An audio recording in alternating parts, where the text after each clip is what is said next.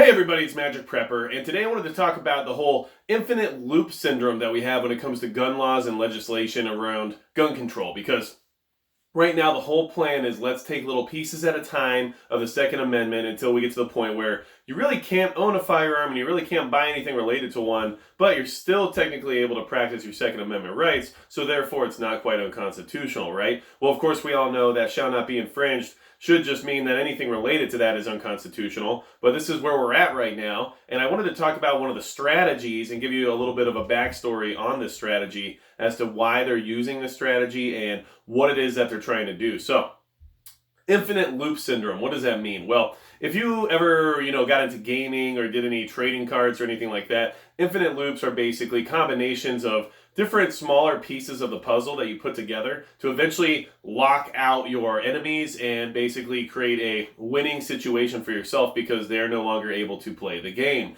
And that is exactly what the whole concept of what all these little laws that they're trying to put out is doing. It's not just, hey, red flag this or pistol brace that. It's let's just keep stacking these up until we finally reach that point of infinite loop. And I did write a blog post about this today on my website, so if you want to go check that out, I'll put a link in the description below for y'all. I do put blog posts on there every so often, as well as every video that I put here on the channel, so if you ever want to check it out, it's magicprepper.com, and I'll go ahead and keep writing those posts as long as they keep having any meaning to me, right? And this does have meaning to me because it affected one of my personally close family members.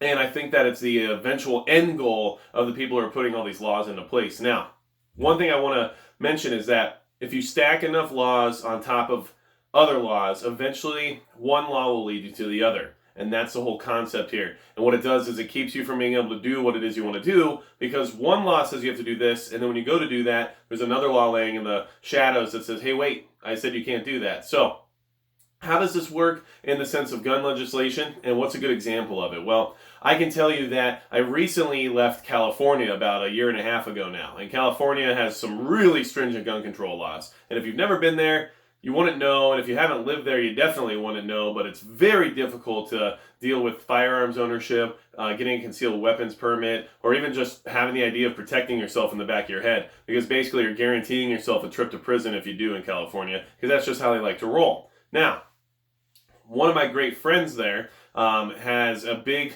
family that's all into hunting and tradition, right? They always go dove hunting every September 1st. It's just what they do. It is the annual Labor Day hunt that they do every year, and it's something they all look forward to. Now, his father is kind of like an adoptive parent of mine because when I moved to California, I didn't have any family there, and I became very close with their family. So I greatly respect this guy, and I think he's one of the utmost, best examples of a law-abiding citizen that you can find. He's a Southern Baptist pastor. He's a professor. He has a lot of knowledge and information, but he's very compassionate, very kind, and he's just an all-around really great person. So, of course, this is the type of person you expect to be able to practice your Second Amendment rights correctly and not be limited in any way, because that's the whole point of red flag laws, background checks, all the other stuff they're trying to shove down our throats, is that we keep bad people out of the mix and we let the good people continue to be good people, right?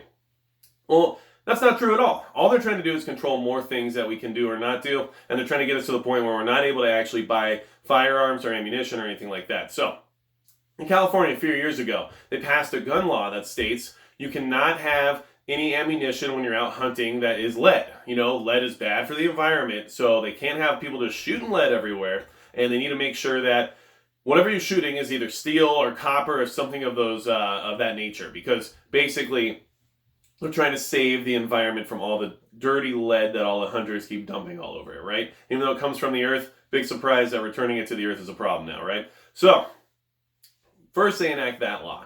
A lot of hunters are mad. I was mad because buying that copper ammo or, trying to buy, birdshot that's only steel or copper or whatever it may be was very frustrating and very expensive. It's a lot more expensive than your typical lead ammo. So I had to spend $40 on a box of 308 instead of $20 and, so on and so forth. So, great. We made these laws. They're environmental. I can already see they're trying to squeeze people with less expendable income out of the market of hunting. Perfect. Just what we want, right?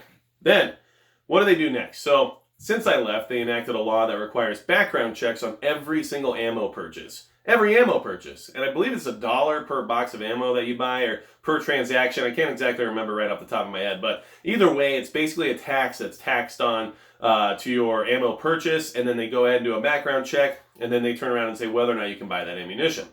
So my friend's father goes down to Bakersfield, California, a very long drive, because that's where his family's property is, and that's where they go hunting every year. So he goes down there and he says, hey, I can't find non-lead ammunition anywhere. It's just non-existent, because there's just no supply. A lot of these ammunition suppliers haven't just invested fully into creating that kind of ammo because it's not necessary in the rest of the United States. It's just California. And how much production are they really going to put towards that when it's really not in demand anywhere else? Okay. Secondly, there is some ideas out there that the state itself has manipulated the supply of this non-lead ammunition, which, that's all a little bit on the thought of being a little bit more fringe, but, I definitely think that way a lot of times, and I'm sure a lot of you do too. So suddenly there's no supply of the type of ammunition you have to buy to be able to go hunting. There's also a ban in California on being able to purchase ammunition online. So you can't even order ammunition online and have it delivered to you that's non-lead. So he's already gone through the motions trying to find this non-lead ammunition. It's just nowhere to be found. He finally tracks down just one box of 5 shells of non-lead birdshot ammunition over at Big 5 Sporting Goods down there in Bakersfield, right? One silly box. That's not even enough to get you through a day of dove hunting if you're actually having a good day. So he purchases that box, and guess what? Now, the third law they put in place that's trying to basically create this loop comes into effect, and that's the ammunition background check law that just went into place, okay? So he pays the extra money, they send the background check through, and guess what? He's denied. This guy has no criminal record, has never done anything illegal probably in his entire life. He's an outstanding citizen. He's a best example of what you should be as an American. He's a family man, he's a pastor, he's a hunter, he cares about people more than he cares about himself. He's a very, very upstanding guy, and they denied him. So he tried the ammo background check multiple more times. He thought maybe they had a different name, maybe a different address. He wasn't sure if there was supposed to be like a senior or a junior in his name or all those kinds of things, right? So he spent dollar after dollar after dollar after dollar trying to get through this background check to be denied over and over and over again. There's no real recourse to the situation. He can eventually appeal it or whatever it may be, but it takes a long time and it takes a lot of processing and paperwork. And he doesn't have time to do that. He's on his way to go dove hunting right now. So, that being said, this guy being an upstanding citizen, being a model of what we should be as Americans, says, well, I guess I'm not going to break the law, so I guess I don't get to go dove hunting this year. So this guy was literally looped out of being able to go dove hunting and practice his family tradition because of the 3 different laws that were stacked on each other. Not necessarily because of one law, and not necessarily because he shouldn't have been, allowed to buy ammunition or anything like that, but he got blocked out because first, he had to buy a different type of ammunition, non-lead, really hard to find. Second, he wasn't able to order it on the internet anymore because, that would be too convenient. And, for him to find a specialty ammunition, you have to do it in the store and just hope that the people who provide it nearby you actually have it. And that's not always the case, as I'm sure you all know. And then, lastly, he went to go finally purchase it when he finally found that one box and was denied on his background check.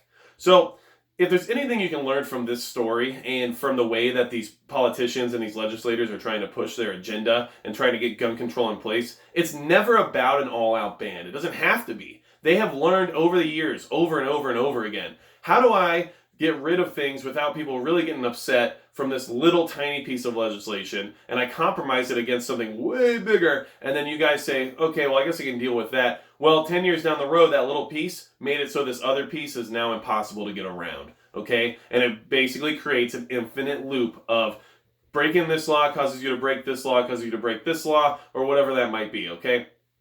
Either way, this is the agenda, and everyone needs to know about this, and that's why when we say things like not 1 inch, or we can't do this red flag law, we can't do this universal background check, it's not because people want a bunch of unsafe criminals running around the streets, with firearms. It's because we know that that one little piece of legislation down the road is going to be used to inflate another one and cause us even more problems than what we already have, okay?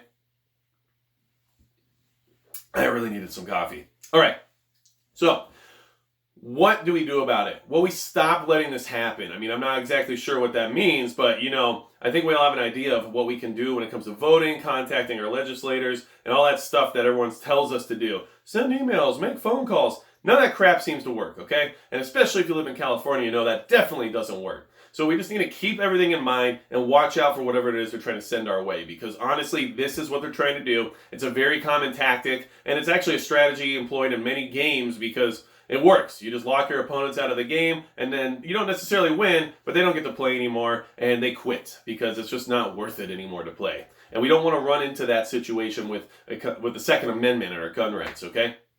Look, I know this is a prepper channel, and I know I'm a prepper, but I'm also a big-time 2A advocate. I love firearms, and I love the tradition behind them, and I think that they're an important God-given right that we all need to practice. And if you're not able to practice your rights to the Second Amendment, I think you can at least support them, because it is important for us as, fellow citizens and fellow neighbors to be able to help each other out. If there ever is an SHTF or something like that, it's good that your neighbor has firearms even if you can't own any, right? So try to help support these situations. Try to help spread the word. If you want to, get this word out and let people know what's really happening, feel free to, share this video and let people understand, like, this isn't just, hey, let me piecemeal legislation together. This is putting combo pieces in place to create an infinite lock on the game state of the Second Amendment. And we don't want to lose this game because it's not a game we can afford to lose. And it's not one we're really willing to lose. So you let me know what you think in the comments below. Give me some other ideas of stuff like this that has happened before.